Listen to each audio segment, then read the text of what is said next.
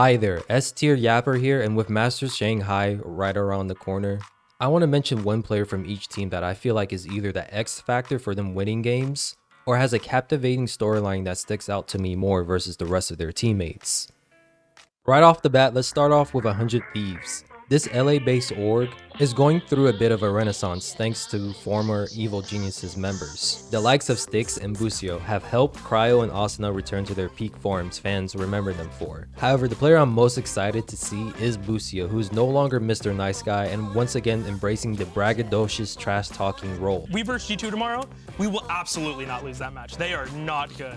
So we will destroy G2 tomorrow 100%. And you're okay if we use this footage again? Please use it. Okay. Please use it after I beat them as well. 100% we will destroy. However, what interests me the most are his past comments about VCT China. China will never be better than NA, for one, in Valorant. China or, I think some Korean teams can do it. But the reason I say this is because we will actually grind. We will make sure these Chinese teams will never be close to us. Only the Chinese. I think the Korean teams could do damage. I think any of the Asian teams could do damage, but China's 3 years behind. And, if we play enough, they will not be, I don't think they'll be close to us. Chinese Valorant will never be better than NA. Never. Absolutely not. I will make sure of it. Never. Boosie's not paying attention to the rest of the world, but we will all be speaking Chinese soon. I'm gonna have to go and disagree. What can we say? Florida Man is gonna do Florida Man things. To put this clip into context, Busio is a fan of League, and North American League in the early years was quite competitive, but nowadays they're seen as a laughingstock. Busio was more calling out North American League players for not grinding hard enough as the reason why NA League is behind everyone else. It will be interesting to see how 100 Thieves does against the likes of FPX and EDG on their turf. And it's not just Chinese teams he has to worry about either. I don't think Paper X has forgotten about the IGL who ruined their dreams of lifting APAC's first trophy.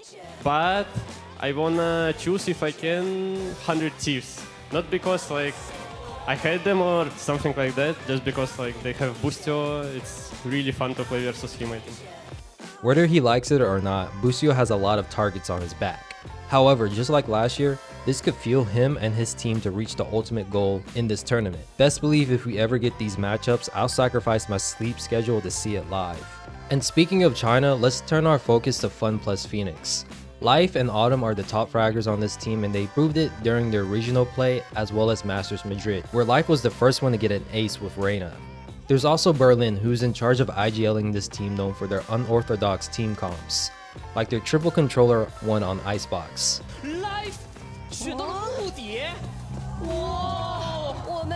Even though he isn't known for being at the top of the scoreboard, he was heating up at the end of Split 1 for China. There's a reason why the Exit Frag podcast has him in their top 5 players.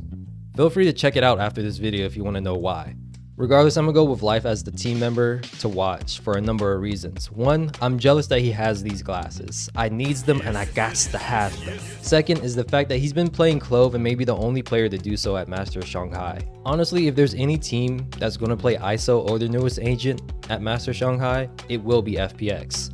They rock Clove on Icebox with a triple controller setup and currently have a 50% win rate with the newest agent, one of which came from beating Edward Gaming. Now we have Paper X, and honestly, you can say anyone from this team is the difference maker. Forsaken and Devi are crazy good at flexing. Ilya popping off seems to be the win condition for this team from time to time, and Mindfreak has been a solid anchor for them. However, we're living in a Raze meta for duelists, and Apex original Raze King is back. The only two players I can see challenge Jing's performance on this agent is Aspas and Texture.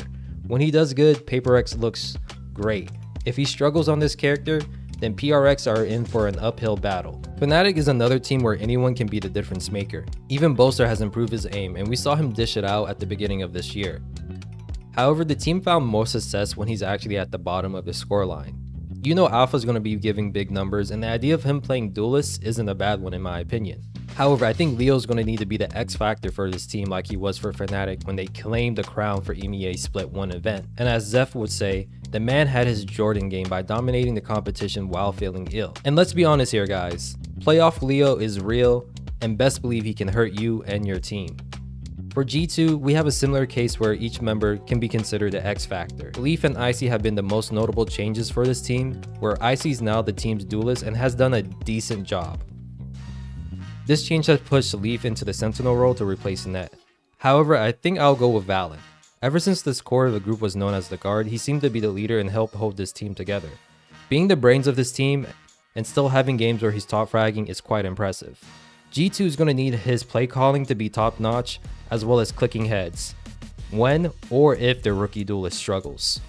Edward Gaming is looking like China's #1 hope, even though I think people shouldn't sleep on FPX too much either.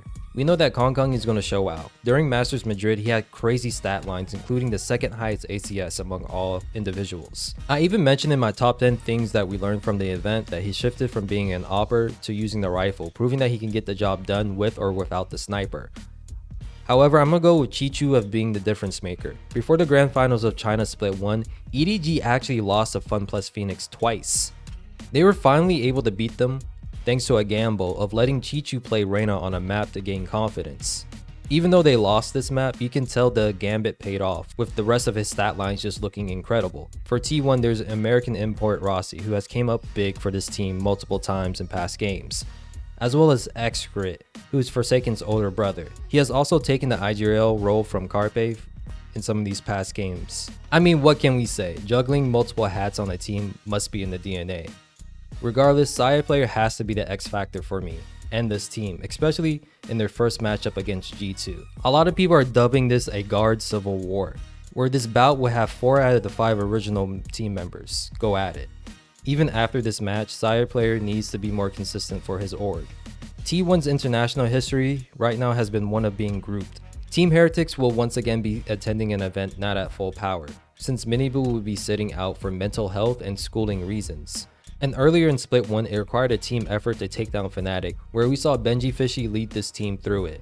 I fully expect them to shoulder this pressure well. It wouldn't be fair to expect their rookies and Riens and Woot to carry, even though they are scary good as well.